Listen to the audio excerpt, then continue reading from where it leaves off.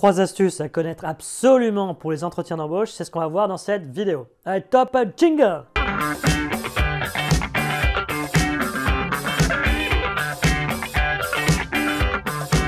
Salut les mates, c'est Régis pour vous servir, bien sûr. Bon les mates, aujourd'hui donc on voit ces fameuses 3 astuces. Avant ça, n'oubliez surtout pas de liker, de vous abonner, de partager, d'en parler autour de vous. Ça fera plaisir, ça fera grossir cette chaîne et ça aidera un maximum de monde. Alors les mates, sans plus tarder, les 3 astuces, quelles sont-elles? Et en fait, ce sont 3 astuces qui vont suivre le déroulé d'un entretien. C'est pas compliqué. On va prendre le tout début de l'entretien, il faut faire une bonne introduction, ok? Ensuite, on va voir le cœur de l'entretien et on ne va pas se concentrer sur ce que vous allez dire, mais plutôt sur la manière avec laquelle vous allez le dire. Donc là, on va se concentrer sur la communication non verbale, extrêmement important. Ça, c'est le deuxième point. Et troisième point, ça va être quand vous allez bien terminer l'entretien, ça va être la conclusion. Alors les mates, ces 3 conseils, je ne les sors pas de mon chapeau. J'ai fait passer des milliers d'entretiens et je peux vraiment vous dire les choses qui fonctionnent et qui ne fonctionnent pas. Et ce qui est très important dans un entretien, il faut bien en avoir conscience, c'est que c'est la manière avec laquelle vous allez commencer l'entretien pour vous mettre directement sur les bons rails et faire une bonne première impression, d'accord? Et la fin de l'entretien avec la conclusion, la dernière impression que vous allez laisser est également très importante. Et au milieu, au final, votre message il va être important bien sûr, mais ce qui va être encore plus important, c'est la manière de vous exprimer, c'est la façon dont vous allez regarder les gens, c'est votre sourire, votre gestuelle, votre maîtrise des silences. Voilà, tout un tas de choses qui, mises bout à bout, seront bien plus importantes que le message même que vous allez faire passer. Donc tout d'abord, si on reprend l'introduction, quand on va vous demander de vous présenter, je vous conseille vraiment d'avoir une présentation que vous savez faire en 2-3 minutes, d'accord? C'est pas le moment de raconter tout votre CV, de tout déballer, etc. parce que ça va être indigeste pour la personne. Elle risque de s'ennuyer, elle risque de décrocher et vous n'allez pas être assez punchy, vous n'allez pas capter son attention.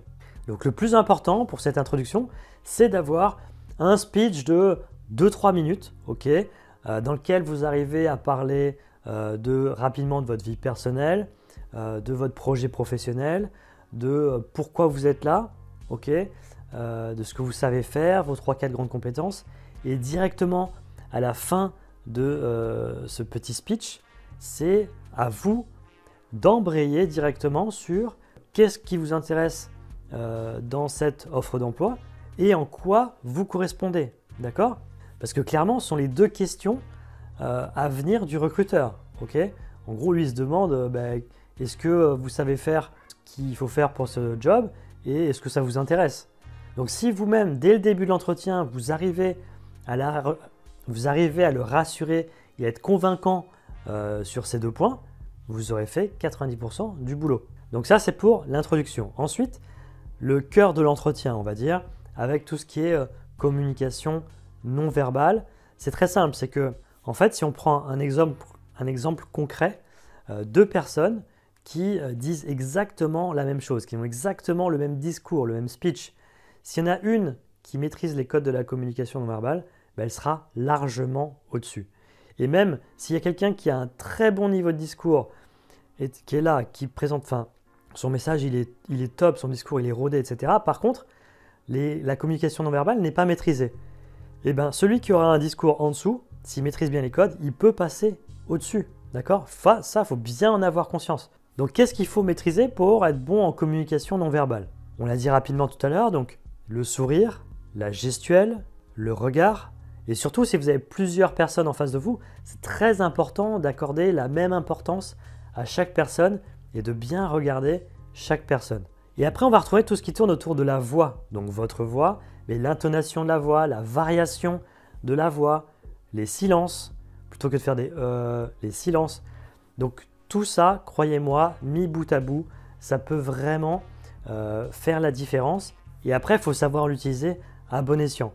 Et ça, pour vraiment maîtriser tout ça, déjà ça prend un petit peu de temps, mais pour accélérer l'apprentissage, je vous conseille de vous filmer.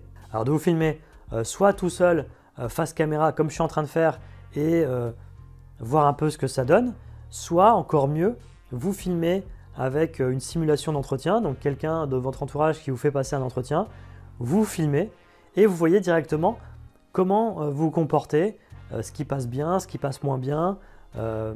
Aussi tout à l'heure, je n'ai pas parlé de la posture par exemple, mais voilà, il y a plein de choses sur lesquelles on peut avoir une action assez simple.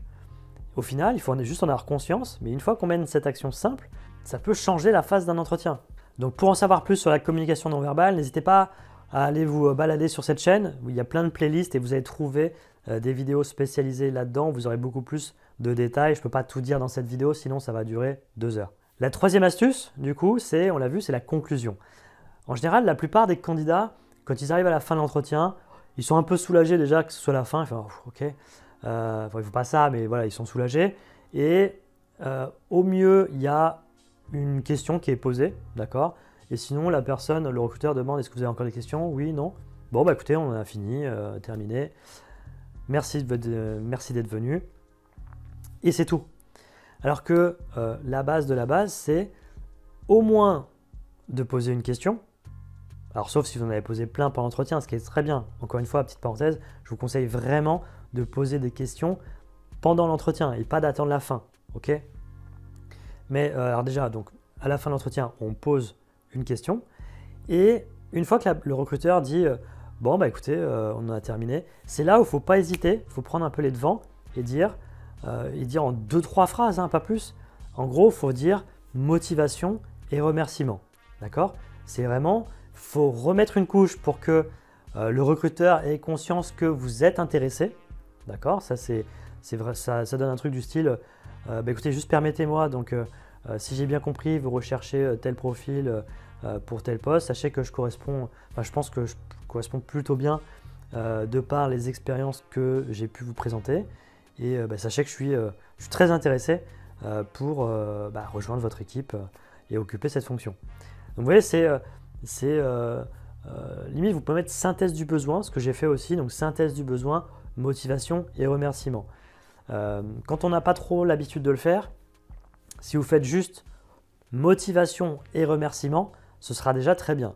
Mais si vous pouvez faire une petite synthèse du besoin en premier pour encore montrer que vous avez compris de quoi il s'agissait, ensuite vous dites en quoi vous êtes intéressé et après vous remerciez la personne de vous avoir reçu en entretien, ce que, croyez-moi, pas grand monde fait au final. Donc là encore, vous allez passer au-dessus, vous serez sur le dessus de la pile. Okay, les mecs, vous pouvez me croire, vous appliquez à la lettre ces 3 conseils, vous aurez fait un super entretien, même s'il y a une ou deux questions auxquelles vous n'avez pas su répondre sur votre domaine bien précis, dans votre activité, dans votre cœur d'activité. La maîtrise de ces 3 points peut vraiment compenser des questions auxquelles on n'a pas su répondre. Les mates, n'oubliez pas, d'ailleurs en parlant de questions, demain il y a un live à 16 h comme toutes les semaines, comme tous les mercredis après-midi. Okay, 16 h sur les entretiens d'embauche. Donc venez me poser des questions, j'y répondrai en direct. Okay, je me ferai un grand plaisir. N'oubliez pas également d'aller visiter le site Réussir son entretien d'embauche.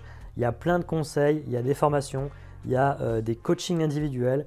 Je vais mettre aussi en place des coachings en groupe pour que ce soit moins cher pour vous, plus accessible et vous aurez quasiment les mêmes résultats qu'un coaching individuel. Ok, ça dépend du temps qu'on a, mais quasiment les mêmes résultats. D'ici là, portez-vous bien et moi je vous vois demain pour le live. Allez, à plus les mates, ciao!